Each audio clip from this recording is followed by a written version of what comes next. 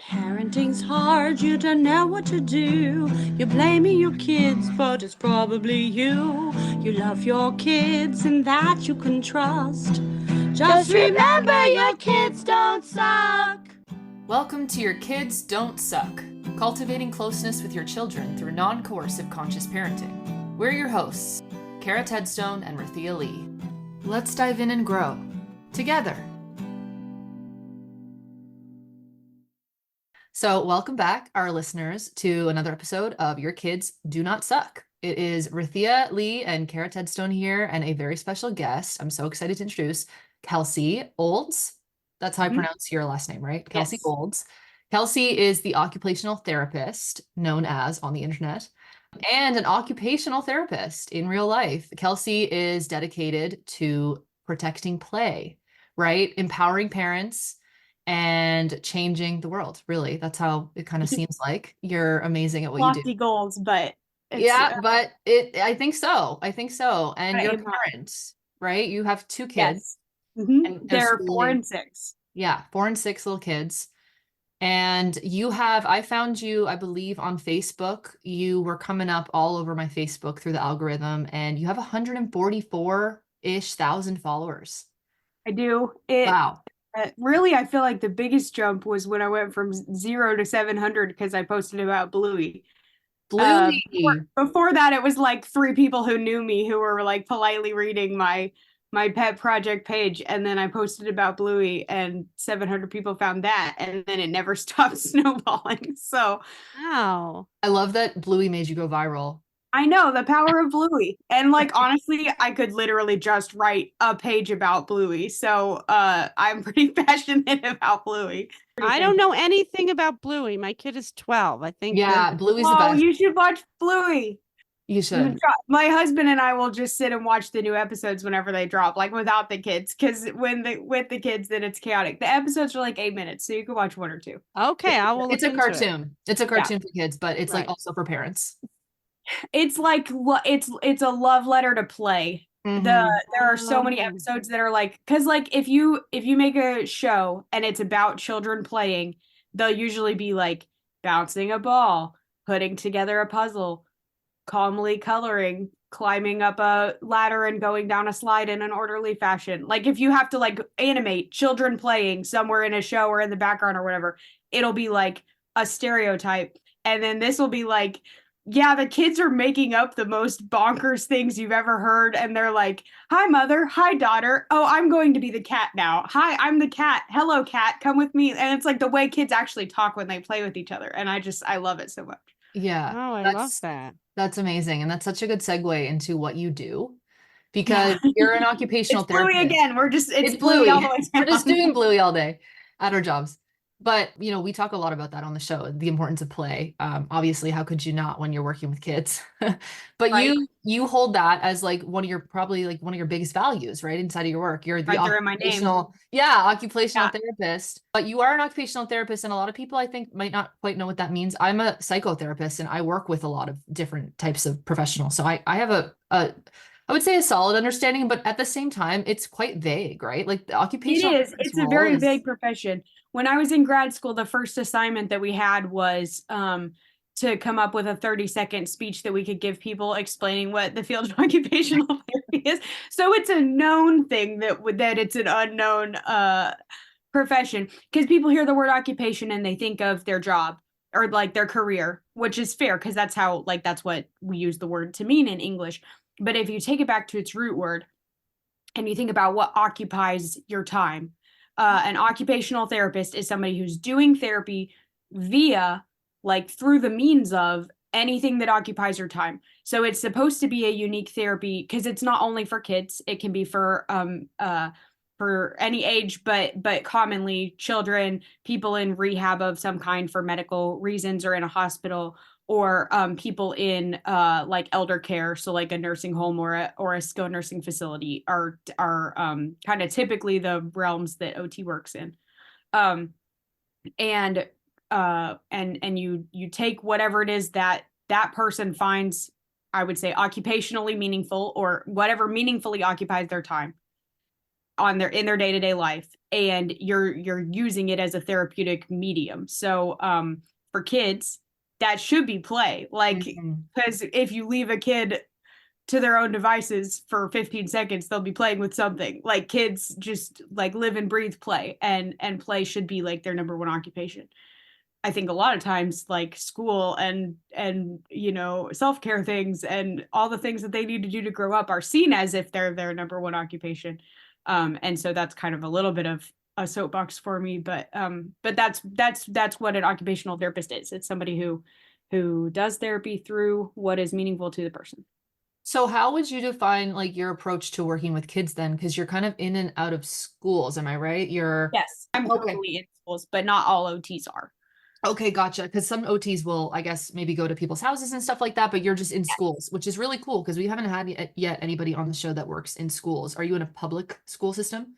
Yeah, so I'm in a real unique setting because I work on a U.S. Air Force base in England. So the reason for that is because the U.S. government is required to provide a certain like access to school occupational therapy, school physical therapy, school speech therapy for children who have been determined to need it and they have an IEP through their school district. Even if a family like is homeschooling or something, they still actually, their kid can still receive services through their local school district because it's just government required that children who qualify can receive these services through an educational setting. And so that requirement doesn't change for military families.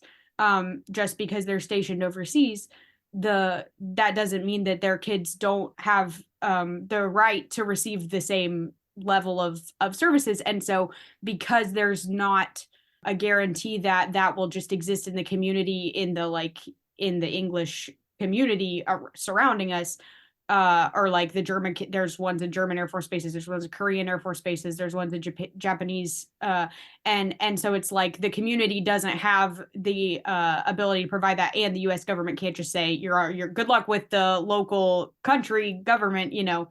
Right. They have to say we will provide that for you. So I'm not military, but I live here to provide the services to the military families because the government pays for me to be over here and be living here, even though I don't work for the military. Oh, wow. That is so interesting. So I work in elementary, intermediate, middle, and high schools that are here in the area we have 3 bases in the area. And so I service like all of that kind of range. Wow. You have a huge background, like in terms of age range. Like you're not like a lot of the stuff you share, it seems to be younger years. It is aimed the most at the youngest kids just by virtue of despite everyone here doing everything that they can and there being a whole hospital and everybody doing everything, if somebody is very medically complex, there's not enough resources here for them. And so the government will usually, if they have a parent who's in the military, the government will usually say, you shouldn't be stationed somewhere that we can't make sure that you'll have access to those services.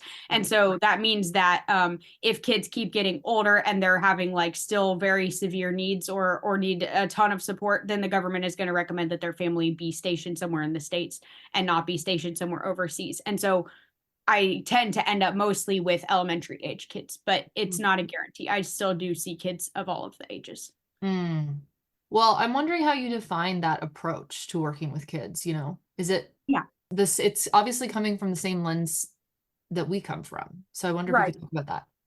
So I definitely have a relatively unique approach in that I do therapy wholly or as much as close to 100% as I can get, child-led and play-based.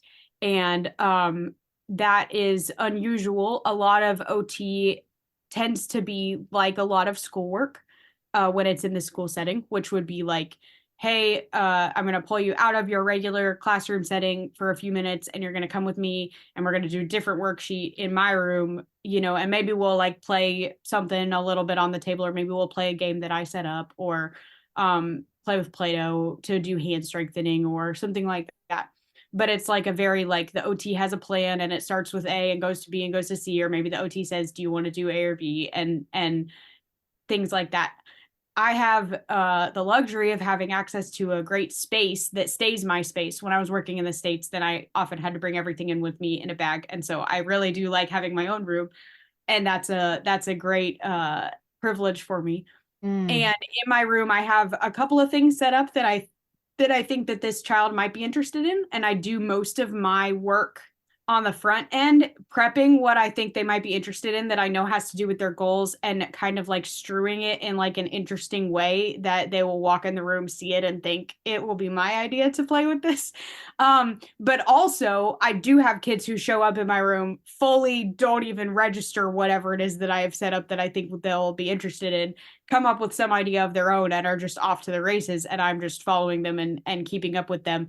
And as they are leading and directing the play, then I am maybe like making play partner suggestions, maybe figuring out ways that I can model how like writing or something else that has to do with their goal could influence the game or enhance the game, and then I just kind of see it grow from there. So it's been a journey. I didn't walk in with this theory like all fixed in my mind and be like, right. what's up, I'm gonna come here and change everything. I was growing into it as I have worked at the course of this job, but at this point I've got, I think, a pretty solid foundation. And I have, this year my focus has been big kids play too, and I've been trying to focus on my middle school and my intermediate school kids, and coming up with ways to sort of do the same thing for them when like they're, if a 15-year-old is probably not going to run in a room and like run around and jump on stuff. They're going to like come in and sit down and want to chat with me about something, or gravitate toward my tablet and want to type something or stuff like that. So, but I've been trying to find ways to make big kid play too.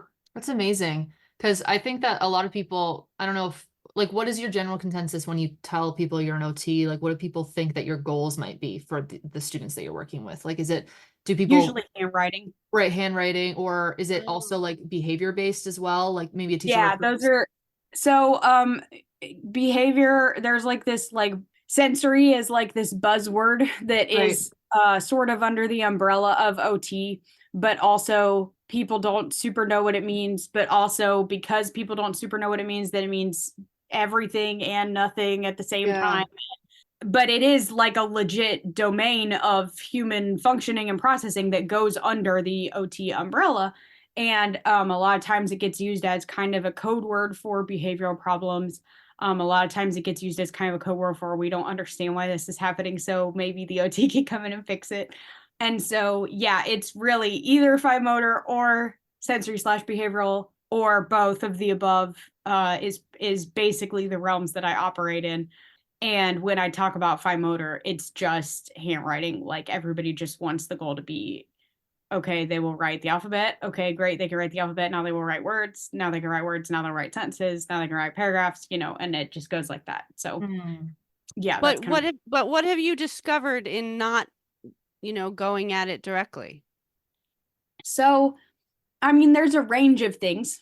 My like defensive instinct is that I want to tell the story of the kids who, this one kid in particular, who, with no pressure about writing whatsoever, never in my rooms am I like, you need to write this, you need to do this worksheet, you need to trace this. Never at all. It's sometimes an activity set up. It's sometimes modeled by me. And over the course of time, this kid started getting interested in drawing and writing comics, and then started talking about wanting to be an author, and then started showing up every single week with a new comic book that he had written, and then started reading Dav Pilkey's like Captain Underpants and Dogman, and then there's one called like the Cool Cat Comic Club or something, that's the newest one. And then he started a comic club at the school, and then he was making comics with the other kids, and like all the while on his IEP, it's like, be able to write a sentence, or like one of the concerns is like refuses to write, and it's right, like, exactly. So I'm like, well, maybe when he cares about it. So like, that of course is like the top of the problem with only telling that story, is that it falls into the trap of me saying, not just you should respect children because they're humans and autonomous beings, and the things that they care about might not be the things that adults care about, but rather like, you can hack a kid by pushing the right buttons. And if you trick them into thinking that you don't care about writing, then they'll care about it. And then, haha, success, which is not my whole thing. Yeah. Like, it's cool when that happens, because I genuinely think that writing's got three purposes. One is that you need to write for the sake of writing itself. Like, you go to a doctor's office and they hand you a form and you've got to fill it out. Writing for the sake of itself. And then two is writing as a medium to learn other things. Like when you take notes in a class and the process of your hand writing the notes down causes your brain to encode the information. And so you remember more about it. And then the third is just writing as a vehicle for human delight and joy. And that's like journaling, or like writing a comic, or like writing down all of your favorite Pokemon just because you want to. And where I find kids who hate writing and who've been forced to write, and who, you know, their only experience with writing is like, why do you need to write? Well, because grown-ups say I have to.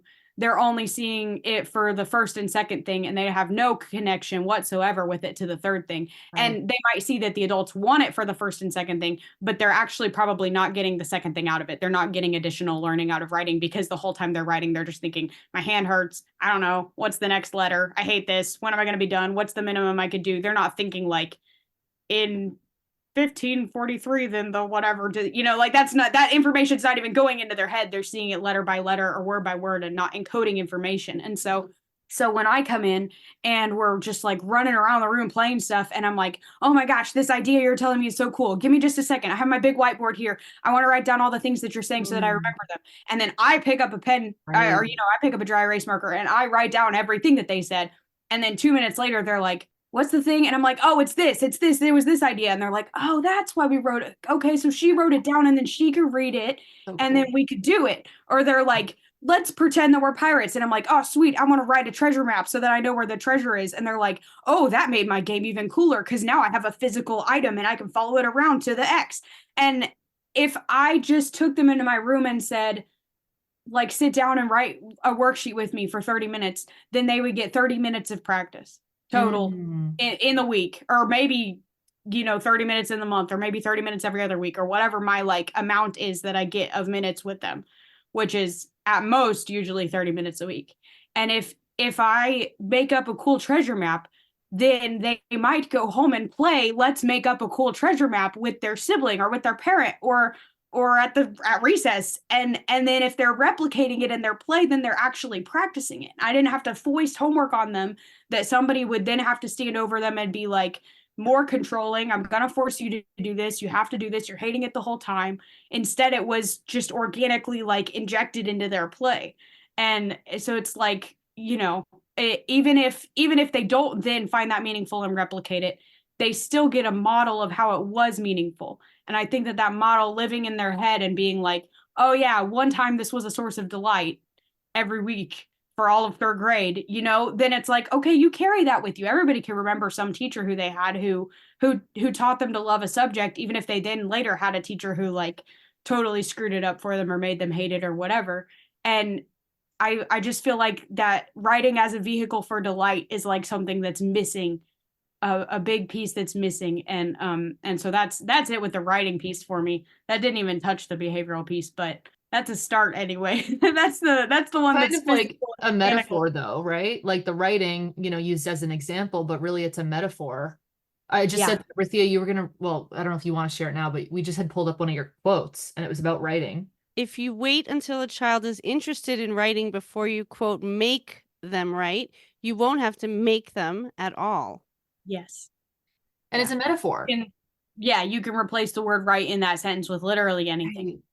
Right. That's what we talk about so much on our show is on this podcast, that it's really all about like infusing into your kids instead of like coming down hard with control and authority.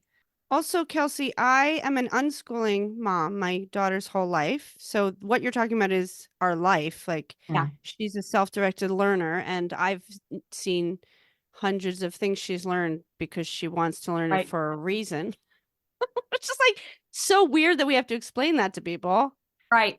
Like learning happens when going to public school in England. They go to an English school, but it both before they went to school and just kind of their personalities were not super big on academics. Both my kids have different neurologies, and my concern is not really what they come away knowing about, math or writing. My concern is that they get to hang out with other kids, and this was the best way to do that in this current place we're at and in this current life that we're in right now. But in the meantime, on the weekends and in the afternoons and stuff, we do a whole lot of the self-directed, just like we'll like watch a YouTube video about something and then read 12 books about it and then draw 50 pictures about it and obsess about it for, a week and a half. And then we'll be like, cool, that's mastered, next thing. And it just like, it's so much fun.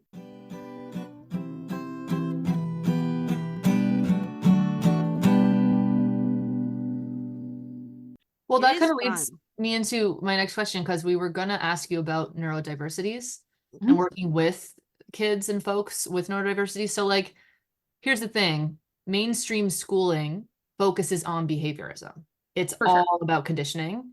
Absolutely. So how do you shift everyone into this connected and conscious lens as a professional? Like, as a teacher, that was really hard for me when I was working with middle schoolers. Everybody coming at me from almost every angle with behaviorism and classroom management. And, sometimes the zones, right, of regulation were in your room, but really it was about, so then you've got to get yourself into the green zone, right? It's just, I'm amazed at how you hold that. Yeah. And part of it, I mean, honestly, part of it, I'm lucky that I'm working usually one-on-one with a kid, sometimes one-on-two, one-on-three.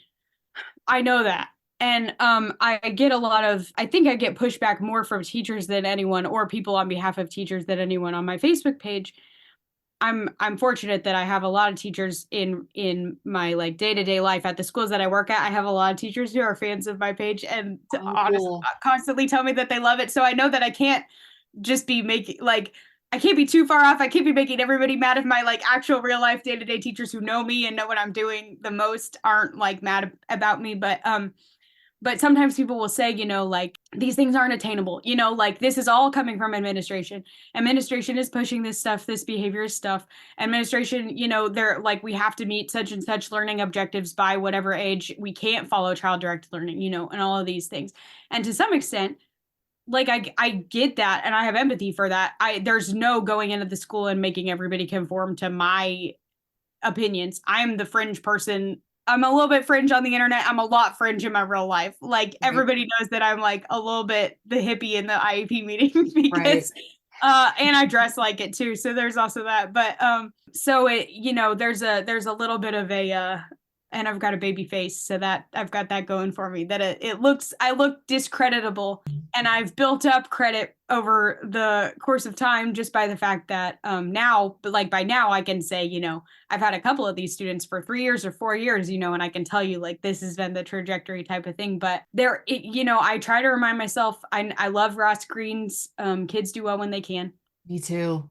I remind myself teachers do well when they can too. Yeah. The admin does well when they can. Everybody does well when they can. If I can come at it and remind myself that me and this person both want this kid to have a successful and good life. It's not that I love this kid and they hate this kid. We both want this kid to succeed and to be okay and to be loved and to be well. We just have really different ideas sometimes about how to do it. That doesn't mean that I'm excusing what sometimes grownups are like really doing things that are hurting kids. And I will push back real hard in meetings and be like, listen, like we're doing this thing with a behavior program or whatever. And I don't feel like they know that their teacher likes them, or like, I don't feel like I won't say that like to a teacher for what it's worth, but like I will say in general terms, I feel like every day they walk into school and feel like all the grownups are against them. I feel like every day they feel like all the grownups are waiting for them to do something wrong. And I feel like us coming to them every hour and being like, you got a smiley face or you got a frowny face is just reinforcing that fact. Like every hour of your life, someone is watching you and waiting for you to screw up. Like that's not making anything better. And I recently wrote this really long post in a lot of depth about behavior programs in schools and trying to come at it from all angles. And so I had things parents can come to the teachers and say, things parents can go to the administration and say, things teachers can go to their own administration and say, and then I had things parents can say to their children if they decide not to engage with the school, because there's just such a variety of scenarios. Sometimes people will hear behaviorism in schools and they'll be mentally picturing, you know, oh, my kid has a token jar, and at the end of the week, if they have enough tokens, they get to buy a thing or whatever. And I think it's kind of dumb, but my kid thinks it's fine and everyone is mostly okay. And then some people will be, you know, hearing behaviorism in schools and picturing my kid has a screaming, raging meltdown every single day of their life and throws chairs and is, you know, sobbing and anxious and throwing up before they go to school. And so I can't put one post to both of those two parents and just say, like, do the same thing, because you just have to know your own situation and assess it. And I think the teachers have to be engaged in that too. Like, I have so much empathy for teachers and this impossible situation that they're in, but also it doesn't become the kid's fault. It doesn't become the kid's fault just because it's also not the teacher's fault. It's not a you know, a conflict between the two. It reminds me a lot of I would encounter things during COVID a lot where people were asking me about impossible situations. Like, you know, my kid is 2 and sucks their thumb, and that's their comfort thing. But when we're going in public and I'm afraid of them touching something that has COVID on it and then sucking their thumb and then getting COVID and then they could die and, you know, blah, blah, blah, blah, blah, or whatever, come home and grandma could die, or, you know, like all of these things. And it's like this like slippery slope. And it's like, okay, but that doesn't make it not developmentally appropriate for a 2-year-old to suck their thumb. Like, that doesn't mean that you can inflict harm on the 2-year-old to make them not suck their thumb, to try to ameliorate possible future harm that could maybe happen because you're afraid of something that's scary and bigger in the world than any of us are. And I feel very much that same feeling of like, you might be in an impossible situation with your class, but you can't do harm to the 6-year-olds. Like, you just can't. Like, that's, you know, and I know sometimes it's like you got to figure out what best case scenario you've got. And I think taking baby steps is the way to do that. I don't mean you have to jump out right off a cliff, but I do think that when people dig down into it and react with defensiveness, that makes me want to say, like, how can we agree on the grounds that, yes, it's not perfect right now, but maybe you could take a baby step? Like, and instead of you having to feel like you have to yell at me, like, well, but it's too hard for teachers. Well, but it's the administration. You know, how am I supposed to change anything? How am I supposed to co-regulate with 30 kids? I'm like, I get that, but maybe there is a baby step you can take, you know? And so I try to write about them on my page, and I try to give practical examples and not just only theory. And I know that I'm not the best example. I'm not a teacher. I'm not the best example of what to do as a teacher, but there are some really great resources. There's the regulated classroom. There's Ross Greedon's Lost at School. Yeah. You know, and there are resources out there, and also, you know, that doesn't make child development not child development, you know, like, it is what it is. It makes me, you know, people ask me a lot.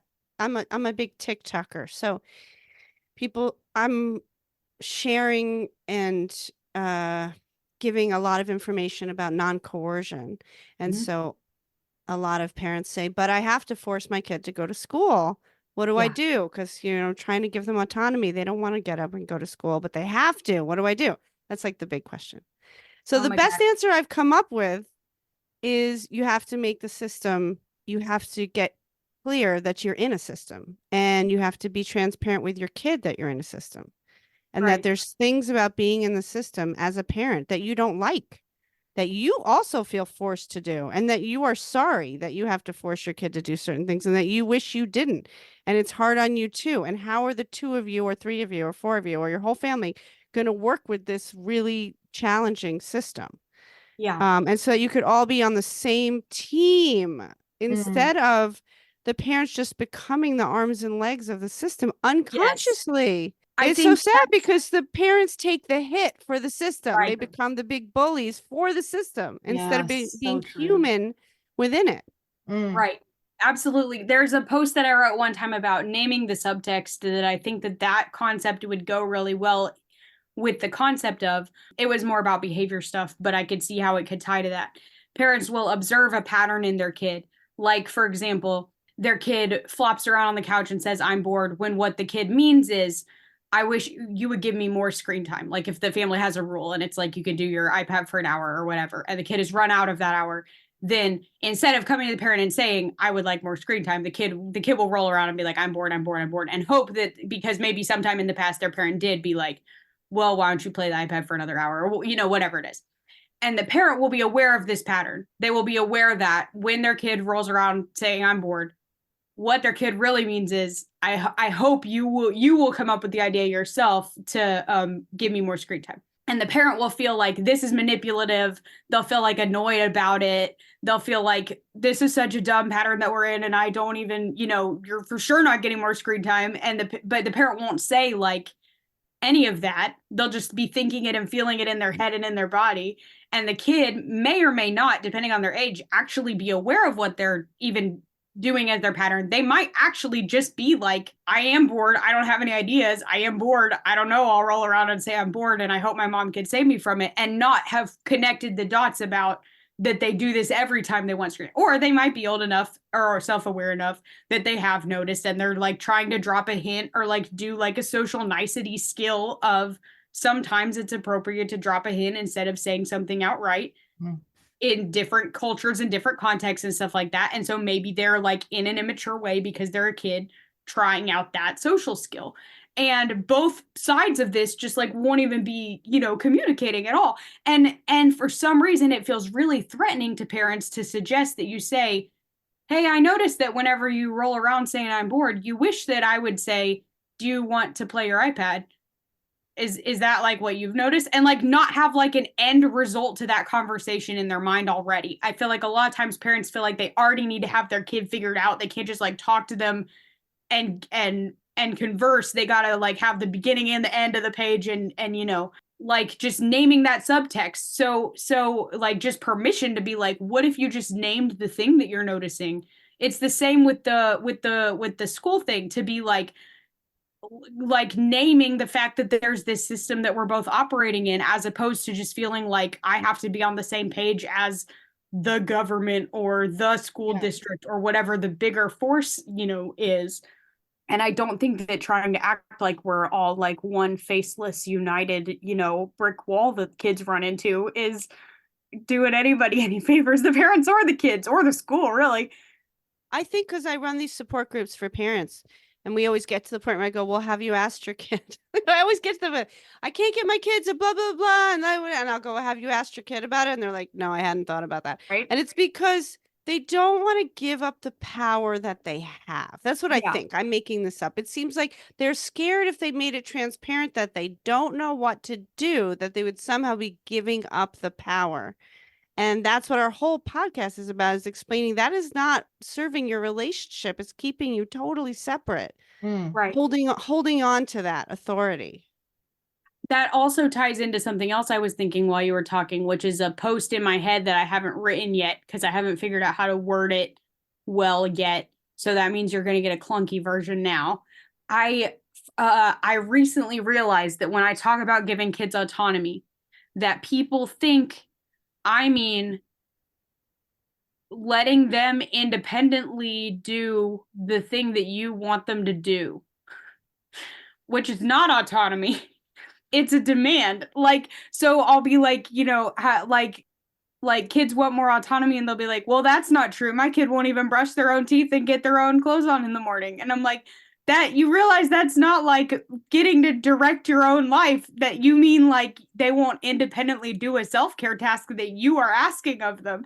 I or my partner dress my kids and brush their teeth and put their shoes on most of the time and take their shoes off after school a lot of the time. They're 4 and 6, but like one of them will love to get dressed. She is just a clothes fiend. And so she adores getting dressed and has known how to get dressed since she was like 13 months old. And then the other one will not take off an item of clothing, would just happily wear the same clothing, I think, until the clothing dissolved on his body. if somebody didn't ever take it off and put on new ones. And so if I want him to wear new clean clothing, that is my desire, not his autonomous desire. And so I will be like, he's cool about it. So I'll be like, here, like, let me take your shirt off. Okay, let me put on a new shirt. That's not me like taking away his autonomy. That's me like supporting him in my own goal. Like my goal was clean clothes on child. His goal wasn't clean clothes on child. His goal was play Sonic the Hedgehog. And so if I wanted to give him autonomy, then I let him play Sonic the Hedgehog, not his own clothes. Right. That's such an important distinction, Really? I mean, that's a huge, like, meaningful distinction right there, because that is where I think a lot of parents get stuck. I mean, either end of the spectrum, right? You can become, entrenched in non-coercion and feel like this is my philosophy, and then get stuck in like, but how do I get my kids' teeth brushed? Right. They don't want to do it. I don't want to force them. I'm really concerned. I don't want to make them yell. Like, there's a lot in that. Yeah, for sure. But I'm looking forward to seeing your post, because I feel like that's going to elicit like a huge conversation about that. Yeah, and I do kind of like I feel like having in my own mind as those things being like almost like forces of nature, and I am the force of nature. Like, teeth brushing will occur, and also there will be some phases where somebody's really mad about teeth brushing, and also there will be some phases where everybody's fine with teeth brushing. And sometimes the way that we do it will be, standing at the sink, and sometimes the way that we do it will be laying in the bed, and sometimes the way that we do it will be with an electric toothbrush, and sometimes it will be with a manual toothbrush. And so I do think that being an OT equips me really well for that, because we are really good at throwing out alternative ways to do things. Like, that's just kind of one of the core things of OT, is like throwing out alternatives. And that makes it I feel like people don't even realize how much they've gotten entrenched in one way of doing things. Yes. And it's like, actually doesn't matter if he's standing in the bathroom or in his bedroom. Like, no, it doesn't. But for some reason, that thought of like walking over there is like totally out of somebody's even like frame of reference. And so then another skill that OTs have is suggesting that other people do really basic differences without making it sound like you think that they're unintelligent for having thought of the really basic differences. Because it'll be like, he screams bloody murder every single time we ever try to take a bath. Okay, cool. Have you also tried the shower? Right. No, we actually hadn't. Right? Like the garden hose with a bucket of bubbles. Like, what about that? Like, that's what I love about non-coercion too, because it really encourages parents to play with their kids. Like, play through your day, like get into your kids' world, join your kids' world, and invite them into yours. Like, that's what I feel like you're doing so well. And you also shared a quote that you said, sitting is not morally better than standing, which again, metaphor to all of the ways in which kids choose to partake in the world. Yes. Neither is morally better than the other. Like, at the same time, but like, what is more classroom convenient? And so then it is seen as being like, and like somebody commented and was like, morally better, like no one thinks like that. And I'm like, but it like, if you were like just gut reaction, like, I know no teacher would probably actually talk like this, but gut reaction, who are the good kids and who are the bad kids? The good kids would be the ones who can sit still. Right. The kids who are quiet and sitting in their desks, and the bad kids would be the kids that are wandering around and chatting. Exactly that. I mean, that is what schools tell kids. That is what happens day to day in the classroom. You have to leave if you're chatty and walking around. Yep. Right. You literally have to go sit outside.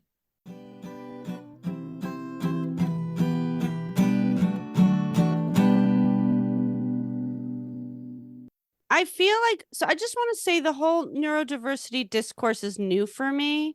Like, I'm waking up to it in every way. My friends, their kids, my kid, me, like I'm in an awakening, right? I'm in an awakening process. So I don't even know exactly what I want to ask about it, except that there's something about you throwing out choices that feels really related to how the rigidity of the idea of neurotypical, I don't know, behavior, thinking. I don't know if there's anything you could jump onto from what I just said.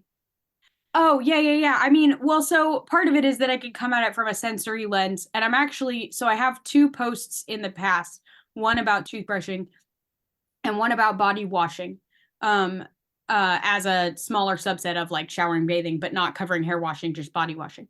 And in both of them, I gave 100 tips for different ways you can do that thing. I broke it down by kind of subcategory. So like, change the location. You could do it in the bathroom. You could do it outside. You could do it in your bedroom. You could do it, and then change the position. You could be laying down. You could be standing up. You could be sitting, so step by step. Right now, I'm working on a post that is just the process of creating the step-by-step. So it's aimed to be more general, because every time that I post one of those types of things, people have 50 different self-care tasks that they would like me to do individual posts for. And so my aim is to be like, I may make more in the future, but in the meantime, like, here's the framework. Change location, change position, change sensory components, change the person you're doing it with, change the game that you're doing as you do it, change the time of day that you do it, change how frequently you do it. And each of those having like 10 little subcomponents. And obviously all of them won't work to every single self-care task in the world, but like which ones could you pick and choose and how could you try to make your own one, basically. And that is a skill that I think that OTs have, or I have, or both. And I think that it's rooted in the training with sensory processing things, because you know, an easy shorthand for this would just be like, what could we do that looked different? What could we do that sounded different? What could we do that smelled different? What could we do that tasted different? What could we do that felt different? Even if you knew nothing more than just the 5 senses that you learned in school, which there are actually more than that, but even if you knew nothing more than that, you could still have at least like 1 or 2 ideas in there would make sense. Like all of them won't make sense, but 1 or 2 of them might. Like, what tastes different about bedtime? Well, okay, probably nothing. But like, what feels different? Okay, maybe I could do it with a different blanket or a different, you know, whatever. And then the more you expand that, you know, you get more technical OT training, then the even more choices that you get. And I just feel like everybody almost has this like stereotype idea that like society all, you know, brushes their teeth this way and goes to bed this way and eats food this way. And that's probably not even the same thing that everybody's picturing, even within a culture or whatever, which is how sometimes you get funny posts on the internet where somebody is like finding out for the first time that like everybody doesn't do X thing that they thought everybody did, but it turns out only their family does that. And it's like informed by culture, by what your parents did, by what you've seen on TV, by, you know, those types of things. And you just go to your default. And if you have a kid who's cool with your default, then you probably never think about it. But if you have a kid who, for some reason, sensory or, you know, like a desire for autonomy, so they want to like assert their independence versus like what it is that you're showing them to do, or they have a physical disability, or they have, you know, something else that's getting in the way, then the parents might feel totally lost, like, oh my gosh, there's no way at all to toothbrush, because the way that I know to toothbrush with a capital T, the way in the world to toothbrush is inaccessible to us for some reason. What am I going to do? Their teeth are going to fall out and everybody's going to die and, you know, snowball down the mountain. And it's like, well, you know, have you considered electric instead of manual? Oh no, for a second I forgot those existed. Have you considered different kinds of toothpaste? Have you considered toothpaste that doesn't taste like anything? Oh no, I didn't know that existed. And it's like, how would you know those things existed unless you start researching? And how would you know that you should research unless somebody tells you that there's other ways to do things? And so it's just like we get ourselves all worked up in knots, when I honestly feel like there's probably a different way to do like literally everything, almost literally every action that I could possibly think of. There's at least one other way to do it. And so maybe finding that will help. I love what you're saying. And I love the way your mind works. It's really fun. I love it's like, I love jumping out of the box. Yeah, I was just thinking that. Like, it's our own barriers that we put. I mean, it's not our own, but it's society's barriers, right? It's the messaging that we get that puts us into these little holes. And then if you're square, but you're in a round one, you're screwed. But it's like, there doesn't have to be these constraints. You know, that doesn't have to be. It is a mindset after all.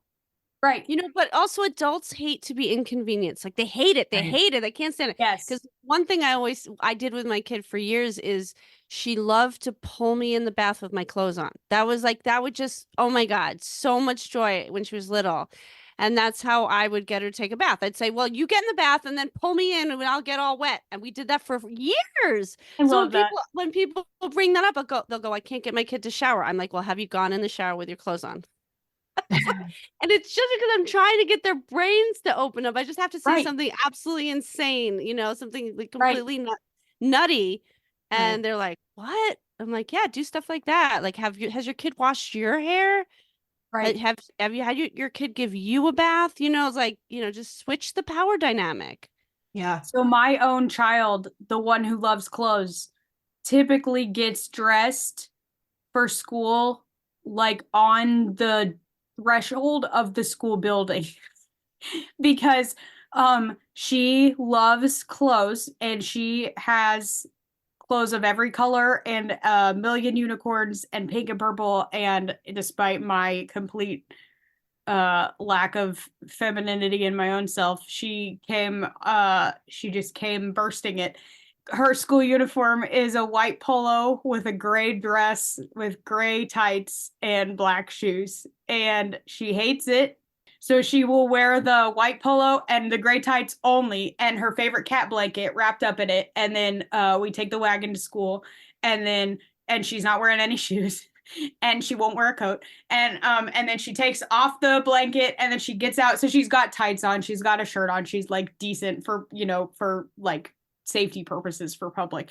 And then sitting in the wagon, she'll put her shoes on. And then standing on the threshold of the school, she'll put her dress on. And then she'll walk into the school. And fortunately, the teachers have been cool with this. And that is her like tiny rebellion against the fact that she's like, I will not wear this uniform if I am not in the school building, because this is not what I want to be wearing on my body, and it's not what I love.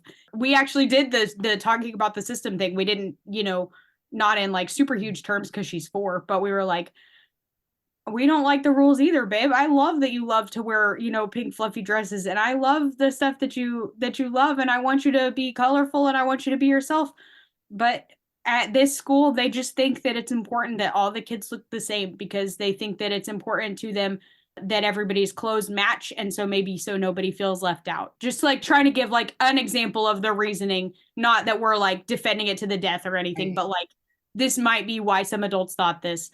And she's like, well, I don't like, and we're like, yeah, I know, I don't like it either. I wish that you could wear whatever you want. I think it's a little bit silly, but I'm not in charge of the school. And I said her teacher's name is in charge of the school. She's not actually. Her teacher would be like, excuse me, but teacher's name is in charge of the school. And she just says that when you're at school, then you have to wear school clothes. And so she was like, all right, well, when I take one step through the threshold, then I wear school clothes. And I feel like most parents would feel like, that makes them look out of control. That makes them look like they don't have, a good handle on their family or whatever. It makes them look like a bad parent. And in some situations, it could be dangerous for some parents of some cultural context or some races or things like that if they're in a setting where and so I'm not saying everybody in the world go out there and dress your kid on the threshold of school. I'm talking about a way in which we made this arrangement work for us and don't care about the fact that it makes us look a little bit wacky.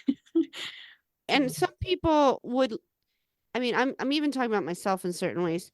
When you get stuck in a rigid, like, no, my kid has to wear it before we go out the door, you will sacrifice your relationship with your child for that rule.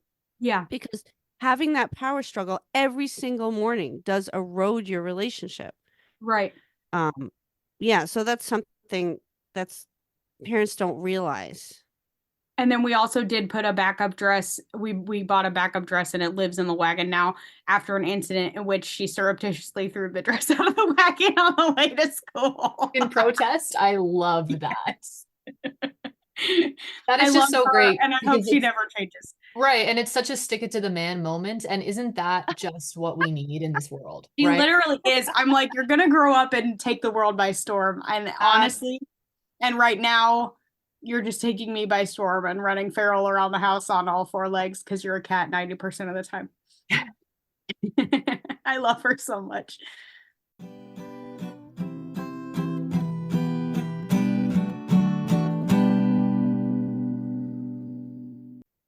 What should parents of kids in schools do if they feel their child isn't being supported in connected ways and they want to advocate for them?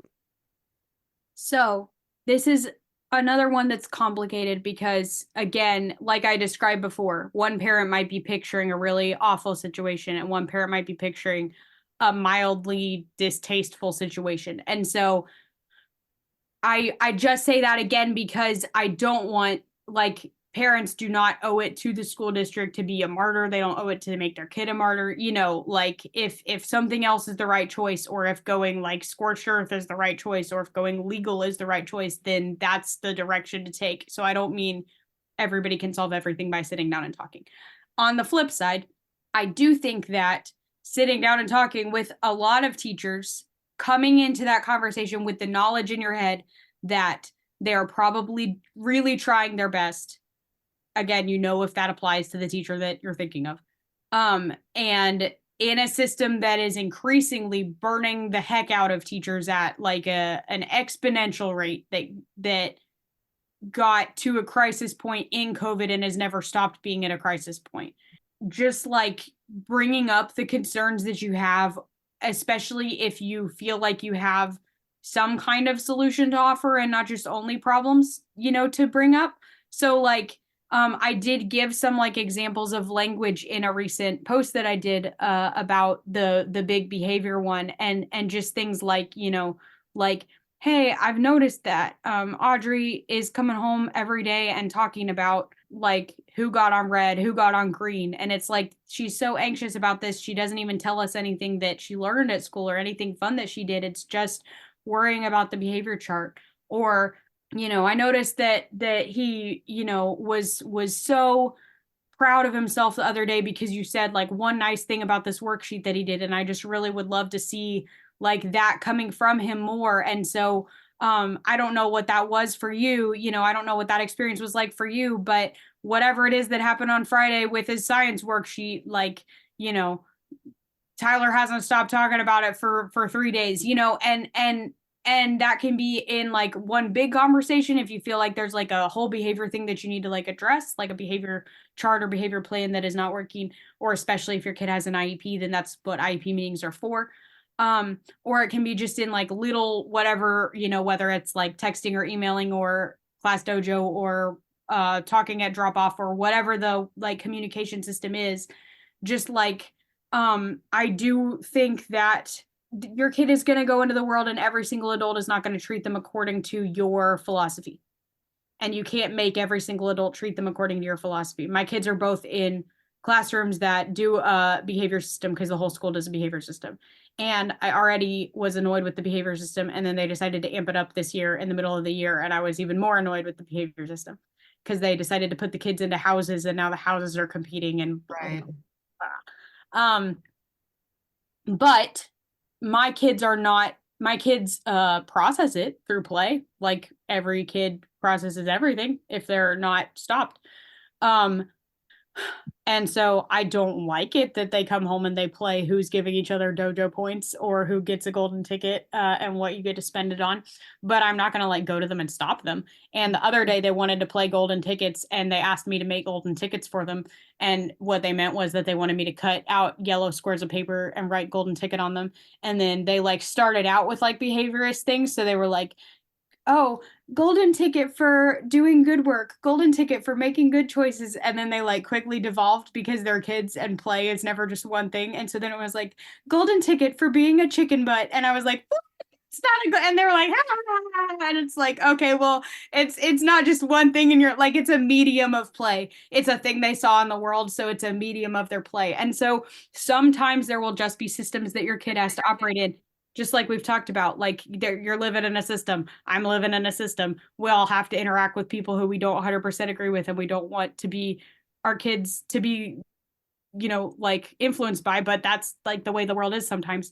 And so I also think that parents can do some stuff at home to take the power out of that, just like I was doing with, okay, you get little squares of golden paper. Cool. We'll cut up some squares of golden paper and play with them. Or like, your class puts marbles in a jar. Now marbles are an available toy to play with at home because like part of the allure is like these are these shiny forbidden objects that only the teacher can touch if we be good, and then she puts them in this mystical jar and who knows what will happen. And it's like if you're just like, hey, look, this is a new toy that we've got to play with at home and it's the marbles, then it's like, okay, some of the mystery has now gone out of that, some of the power has now gone out of that.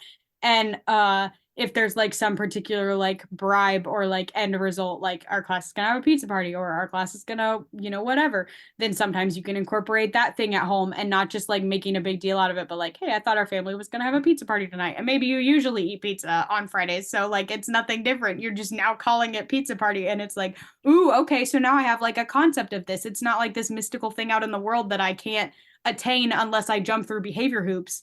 It's like something that I understand. Because if you came up to me and you were like, hey, if you do such and such for me, I will buy you an ice cream. I would be a little bit motivated to do the thing. But also I could like go buy myself ice cream. So if the thing that you're asking is like not, convenient, or like, no, if I super don't want to do it, then I'll just be like, no, that's okay. And then if I like really want ice cream, I will just buy it. So like what you're offering me is like convenience of $5 versus like kids can't often attain these things by themselves. Mm-hmm.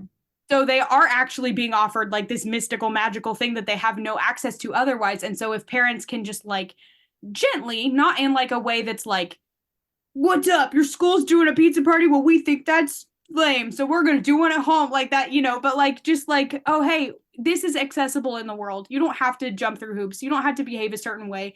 You're worthy of a pizza party. You know, whether you sat still all day or not, we'll have some pizza. It's cool. You're part of our family and we love you. Then like, I think that takes some of the power and some of the like grip that these systems can have over kids. It just like loosens it a little bit. And I think that overtly telling kids like, oh yeah, well, like it sounds like who got on red or green is really important to like Mrs. Smith. But do you know, I don't actually think that it's not really a big deal to me if you get on red or green. I've had red days. I had a red day on Sunday when I was so upset and I yelled about something. I think that was probably red, but I'm still a good mom and I think you're still a good kid. You know, like just like talking like that. So I think that there's some element of, yes, go to the teachers, you know, like have a conversation with them, explain what it is that does make your kid light up, because if they, not in like a bribey way, but just like in a, hey, if you talk with him for 3 minutes about Pokemon, he will love you forever, you know, then like, great. Like that gives the teacher an in, because it's hard for them to build an individual personal connection with every single kid. And so if you can give them an in, not if you think that they're going to take it and run with it as a bribe, but if, you know, if you can do it in a way, if you feel like they're trying to connect, but they just don't know how, give them a hint, you know, help them out. And then, you know, otherwise sometimes I just let the school stuff kind of go in one ear and out the other. They're like, oh, he was so grumpy today and he didn't do any work at all. And I'm like, cool, thanks for telling me. And then we go home. Like, okay, you've done your due diligence, you know, because some parents will really care about that. And I, you know, everybody has bad days. All right, cool. Thanks for telling me. I love that. I just laughed so much too when you were saying like, you don't have to be like, oh, let's stick it to the man and have a pizza party because like you weren't allowed to have a pizza party. Like that would so be me. You can also do that. Like that's totally legit. If that's the vibe of parent, that's my personality. I try to reach multiple vibes of parent and not just it. So. Yeah, like that's okay too. And I love that we're just talking really about making your kid feel seen regardless. Yeah. Right. Like if your partner worked at a job that sucked and was, you know, I mean, you might encourage them to leave it, but if your partner had to work at a job that sucked and they were stuck there for, you know, whatever amount of time for whatever amount of reason, it like, how would you encourage them? How would you encourage them through that? And what analog can you take from that? Because or your friend, if you don't have a partner. And I feel like the advice of like, what would you do if adult? Okay, what about if kid? Like you can just apply that. That's another template for like a million. Like right, because it removes the childism from the lens that behaviorism is stemming from, right? So like literally just ask it in another way about maybe another form of human, and you might find a creative solution. Yep, exactly that. Love that.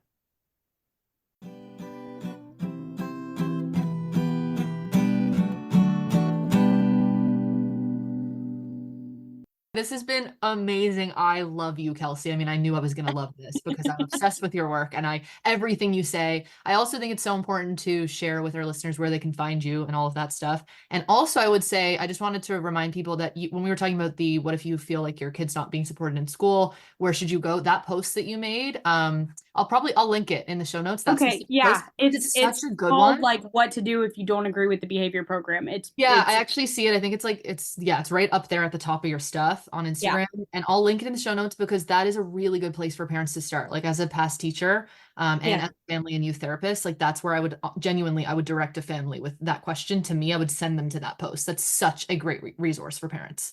Thank you. Yeah. I'm glad. So will you share with us where we can find you on social media? Yeah. So I do have an Instagram, which is OccuPLAYtional, OccuPLAYtional.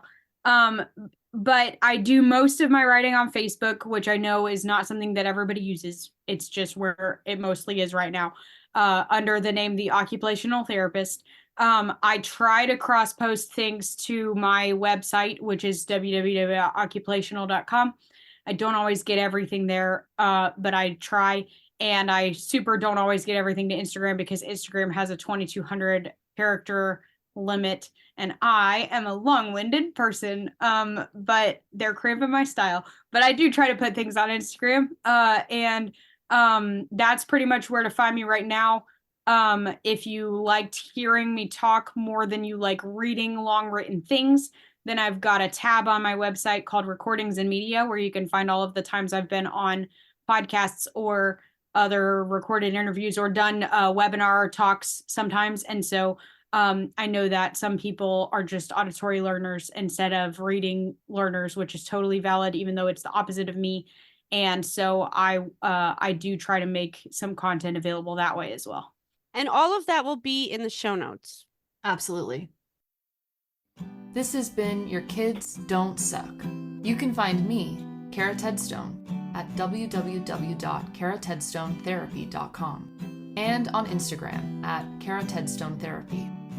On my website, you'll find links to recommended readings and a link to my Reparenting with Mindfulness workbook, available now on Amazon. You can find me, Rythea Lee, at www.rythea.com. That's RYTHEA.com. There you'll find published books, articles, and music, and parenting videos. Also, I'm on TikTok at Rythea Lee, on Instagram at Rythea Lee. You can book parent mentoring sessions with me through my website. And also I have an Advice from a Loving Bitch YouTube show that helps people heal self-hatred, and that's rythea.com/advice. It is important and essential to put our voices, Rythea and Cara, in a context. We are two white, cisgendered, straight, middle-class women living with financial and societal privilege. Because of this, our perspectives are limited and do not reflect the realities of all of our listeners.